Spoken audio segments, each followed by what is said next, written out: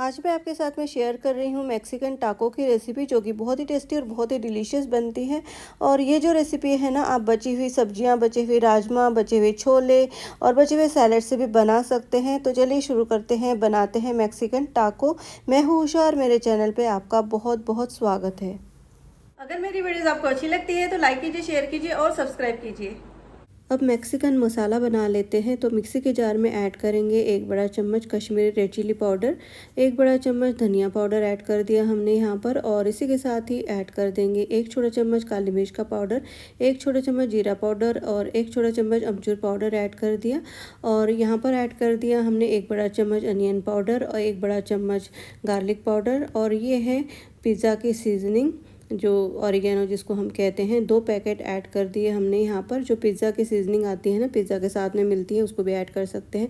नमक ऐड कर दिया हमने यहाँ पर। अब इसको पीस लेंगे। अब मैक्सिकन मसाला हमने जो है पीस लिया है और ये बिल्कुल रेडी है।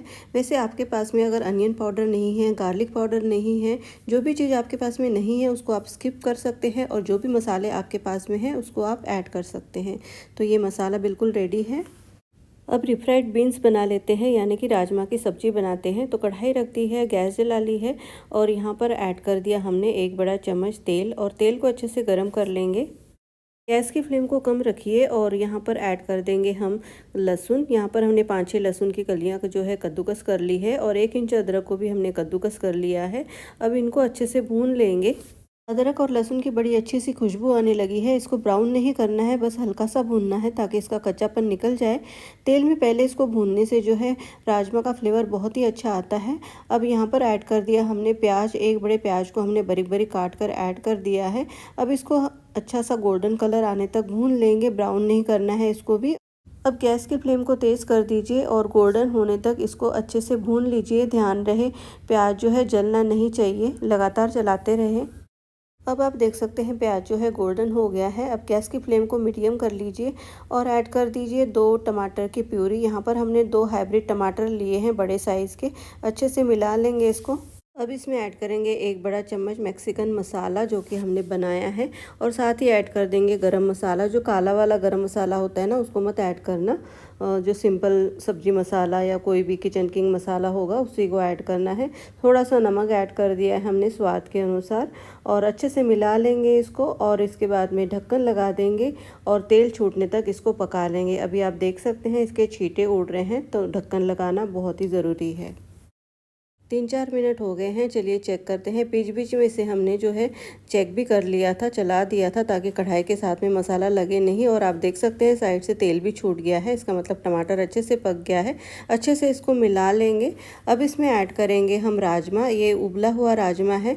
तो 1 कटोरी राजमा को जो है हमने रात भर के लिए भिगो दिया था और उसके बाद में कुकर में हमने जो है 2 इंच पानी डाला है और हाई फ्लेम पे 1 विसल और मीडियम फ्लेम पे हमने यहाँ पर 3 विसल लगाकर राजमा को पका लिया है। ध्यान रहे राजमा जो है ज़्यादा गला हुआ भी नहीं होना चाहिए और कच्चा भी नहीं होना चाहिए, सही सा पका होना चाहिए। अच्छे से इसको मिला लेंगे। अब गैस की आंच को तेज़ कर दीजिए और राजमा का पानी सूखने तक इसको पका लीजिए। और हाँ, हमने इस कप के हिसाब से जो है 1 कप राजमा लिया था, भिगोया था, और ये 120 ग्राम राजमा है। अब आप देख सकते हैं राजमा का पानी जो है सूख गया है और ये थोड़ा सा लटपटा सा है। तो ये जो पानी है, जितना भी पानी है, वो थोड़ा सा ठंडा हो जाएगा राजमा, तो राजमा गाढ़ा हो जाएगा। तो रीफ्राइड बीन्स हमारे बिल्कुल तैयार है। अब हम बनाएंगे पिको द गायो साल्सा, यानी कि सैलेड। यहाँ पर एक बोल में ऐड करेंगे 1 बड़ा प्याज बारीक कटा हुआ। इसी के साथ ही 1 बड़ा टमाटर बारीक कटा हुआ ऐड कर देंगे और इसके बीज हमने निकाल लिए हैं। और इसके बाद में ऐड करेंगे उबले हुए स्वीट कॉर्न्स, 1 कप, छोटा कप ऐड करना है। अपने हिसाब से ले सकते हैं, कम या ज़्यादा। और यहाँ पर हमने जो है हरा प्याज ऐड कर दिया है, थोड़ा सा बारीक बारीक काट कर। और 3 हरी मिर्च ली है। यहाँ पर ये जो मिर्च है मोटी वाली मिर्च है और कम तीखी वाली है। इसके बाद में ऐड करेंगे बारीक कटा हुआ हरा धनिया, आधा कप। और इसी के साथ ही ऐड कर देंगे 1 छोटा चम्मच काली मिर्च का पाउडर।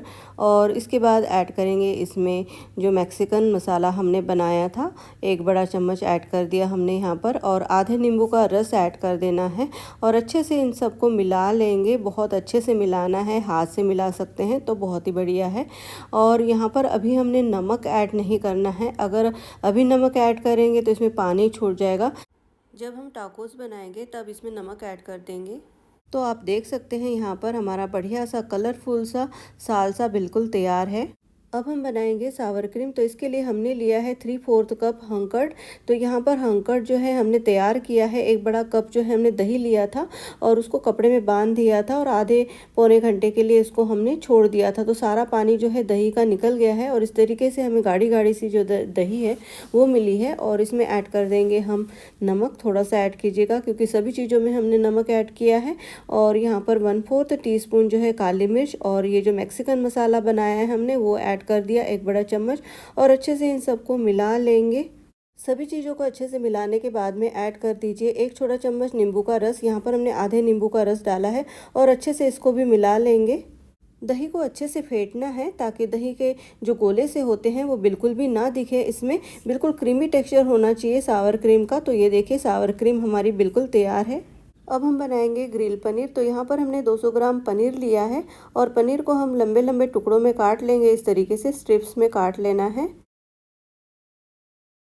अब पनीर को हम मैरिनेट कर लेंगे। तो सबसे पहले ऐड करेंगे इसमें 1 बड़ा चम्मच ऑलिव ऑयल। अगर आपके पास में ऑलिव ऑयल नहीं है तो सरसों का तेल या जो भी तेल आप यूज़ करते हैं उसको ऐड कर दीजिएगा, कोई प्रॉब्लम नहीं है। 1 बड़ा चम्मच हमने यहाँ पर ऐड कर दिया मैक्सिकन मसाला जो कि हमने बनाया है। इसी के साथ ही ऐड कर देंगे इसमें अदरक और लहसुन। यहाँ पर हमने 4-5 लहसुन की कलियाँ और 1 इंच अदरक को कद्दूकस कर लिया है। आधे नींबू का रस ऐड कर दिया हमने यहाँ पर।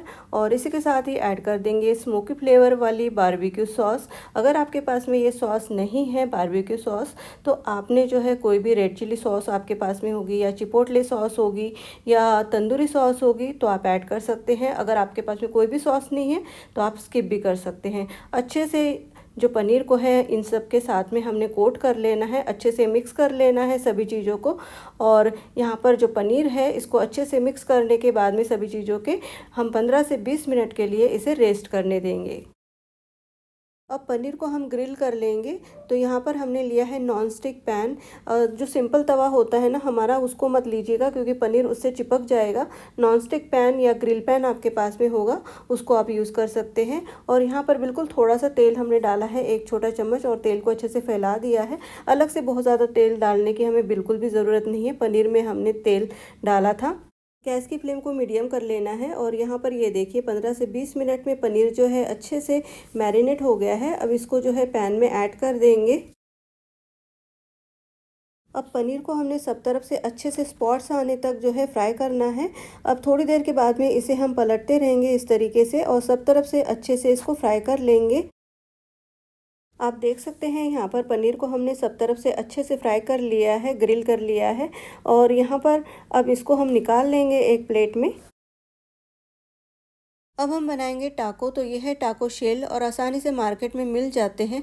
अगर आपको इसकी रेसिपी चाहिए तो ज़रूर बताइएगा कमेंट करके, मैं आपके साथ में ज़रूर इसकी रेसिपी शेयर करूँगी। और ये टाको शेल है ना, इसकी हमने फिलिंग करनी है। तो सबसे पहले हमने ऐड करना है यहाँ पर रिफ्राइड बीन्स और इसके बाद में इसके ऊपर ऐड करेंगे हम सालसा। आप अपनी मनपसंद का कोई भी सालसा बनाकर ऐड कर सकते हैं। और इसके ऊपर ऐड करेंगे हम ग्रिल पनीर। लेकिन जो ग्रिल पनीर है ना इसके हमने पतले पतले से पीसेस करने हैं और इसके ऊपर ऐड करना है। इस तरीके से आपने पनीर को लगा देना है। और ये जो पनीर है इसके ऊपर ऐड करेंगे हम रेड चिली सॉस और टोमेटो केचप। और अगर आपको ये टोमेटो केचप और रेड चिली सॉस पसंद नहीं है तो आप स्किप भी कर सकते हैं। और ये जो सॉसेस है इसके ऊपर ऐड करेंगे हम सैलेड के पत्ते। तो यहाँ पर हम लेट्यूस को जो है थोड़ा काट लेंगे बारीक बारीक और इसके ऊपर ऐड कर देंगे इस तरीके से। इसके ऊपर दोबारा से हम सालसा ऐड कर देंगे और इसी तरीके से सारे टाको हम तैयार कर लेंगे। टाको की जगह आप बची हुई रोटी भी यूज़ कर सकते हैं। अब इसके ऊपर जो प्रोसेसर चीज़ होता है उसको हम जो है ग्रेट कर लेंगे। आप अपनी मनपसंद का कोई भी चीज़ यूज़ कर सकते हैं, जैसे मोज़रेला चीज़ है या चीज़ स्लाइस है, उसको छोटे छोटे पीसेस में कट करके ऐड कर सकते हैं। तो सारे टाको के ऊपर जो है हम इसको ग्रेट कर लेंगे चीज़ को। अब इसके ऊपर ऐड करेंगे हम सावर क्रीम। तो सावर क्रीम को हमने जो है ना पाइपिंग बैग में डाल दिया है और नीचे छोटा सा हमने जो है होल कर दिया है ताकि ये जो क्रीम है आसानी से पोर हो जाए। तो इस तरीके से हम जो है टाको को सावर क्रीम से सजा लेंगे। तो लीजिए हमारे टाको बिल्कुल तैयार है और ये बहुत ही टेस्टी बहुत ही डिलीशियस बनते हैं। और यहाँ पर आपके घर में अगर कभी राजमा बच जाता है या कभी सैलेड बच जाता है तो आप जो है ये रेसिपी बना सकते हैं आसानी से, बहुत ही डिलीशियस लगते हैं। और अगर आपको ये वीडियो अच्छा लगा है तो लाइक कीजिए, शेयर कीजिए और सब्सक्राइब कीजिए। मिलते हैं एक ऐसी नई रेसिपी के साथ। धन्यवाद।